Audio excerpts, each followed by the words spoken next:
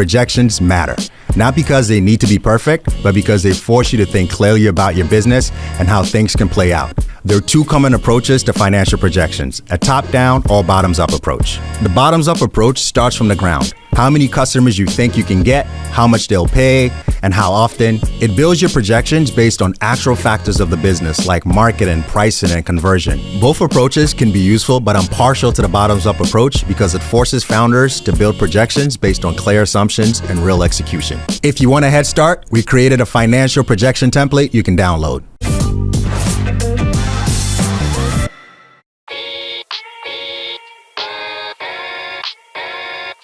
Welcome back to the TxO Startup Hotline. Today we're doing everyone's favorite thing, public math.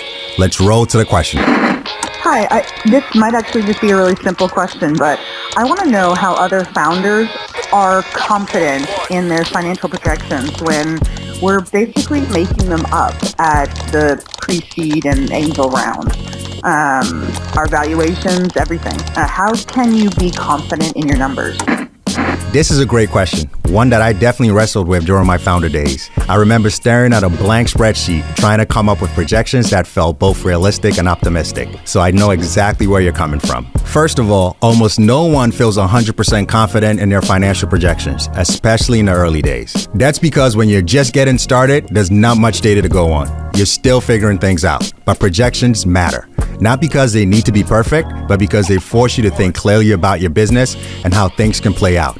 There are two common approaches to financial projections, a top-down or bottoms-up approach. A top-down approach starts with the big picture and then narrows down based on a piece of the market you think you can realistically capture. For example, let's say the total market for lemonade sales in your city is $5 million a year. You might say if we can capture just 1% of that market, that's $50,000 in annual revenue. This helps paint a vision, but it can feel like a lot of assumptions without a clear plan for how you'll actually reach that number. The bottoms-up approach starts from the ground. How many customers you think you can get, how much they'll pay, and how often. It builds your projections based on actual factors of the business like marketing, pricing, and conversion. Both approaches can be useful, but I'm partial to the bottoms-up approach because it forces founders to build projections based on clear assumptions and real execution. So let's walk through how to build one using a lemonade stand as a simple example. The first step is to start with your revenue by asking yourself a few basic questions like, how many customers do I think I can get in month one? Let's say 500 people stop by my stand.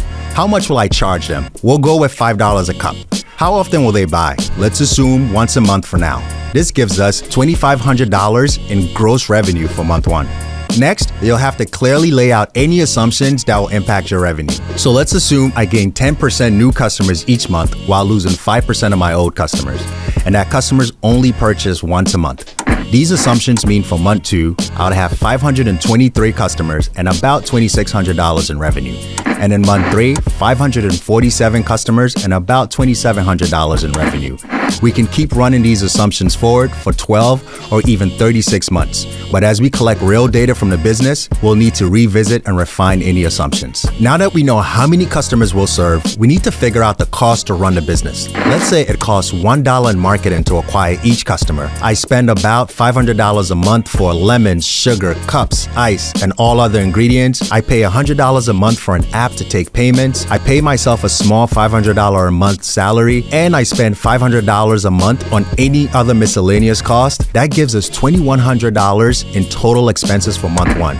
Some of these costs are fixed, like software and salary. Others, like customer acquisition costs, are variable and can change as your customer base grows. Just like revenue, you'll need to explain where your expense numbers come from. Why is the customer acquisition cost $1? Is it paid ads or based on a benchmark?